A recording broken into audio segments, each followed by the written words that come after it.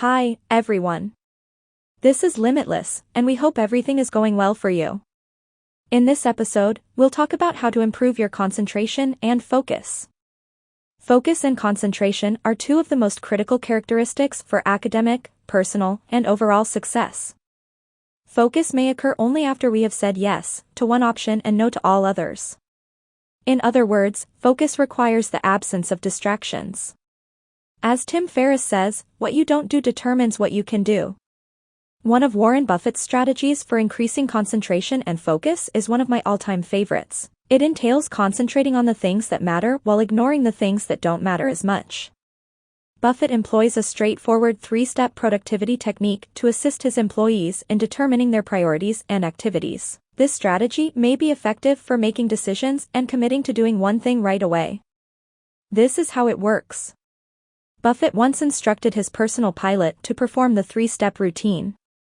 Step 1. Buffett began by asking the pilot, Mike Flint, to list his top 25 career goals. So Flint took the time to jot them down. Step 2. Buffett then asked Flint to go over his list and circle his top 5 goals.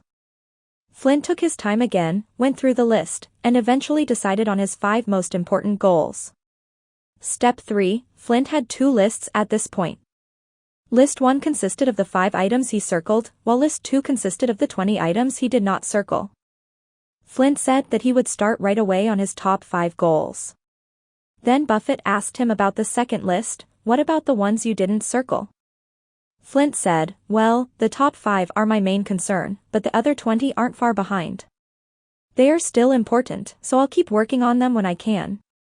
Even though they are not as important, I still plan to work hard on them. Buffett's answer was, no. You've got it wrong, Mike. Everything you didn't circle is now on your list of things to avoid at all costs. No matter what, you won't pay attention to these things until you've done with your top 5. Buffett's strategy is one of my favorites since it requires you to make difficult choices and eliminate activities that may seem useful at the moment, but are actually inefficient. So often the tasks that derail our focus are ones that we can easily rationalize spending time on. This is a top 4 takeaways on how to improve concentration and focus. Number 1. Pick an important task. One of the most important changes I've made recently is to give each workday only one priority. Even though I plan to do other things during the day, my top priority is the one thing that has to get done no matter what. This is what I call my anchor task, because it is the most important thing I do all day. The power of choosing one priority is that it naturally guides your actions by forcing you to organize your life around that responsibility. Number 2. Manage your energy rather than your time. If an activity requires your undivided attention, plan it during a time of day when you have the energy to concentrate. I've noticed, for example, that I'm most creative in the morning when my mind is fresh and awake. That's when I do my best work. The best ideas for my business, writing, and ideas came to me at that time. Mornings are reserved for creative endeavors. All other business matters are handled in the afternoon, such as responding to emails, phone calls, data analysis, and paperwork.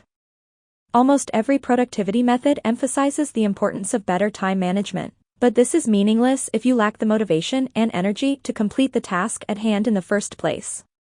Number 3. Never check email before noon. Distractions must be eliminated in order to focus. Email can be one of the most distracting things.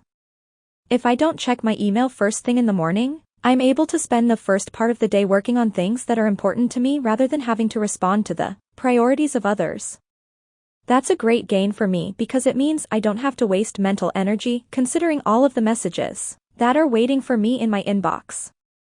Number 4. Leave your phone in another room. For the first couple of hours of the day, I typically don't check my phone.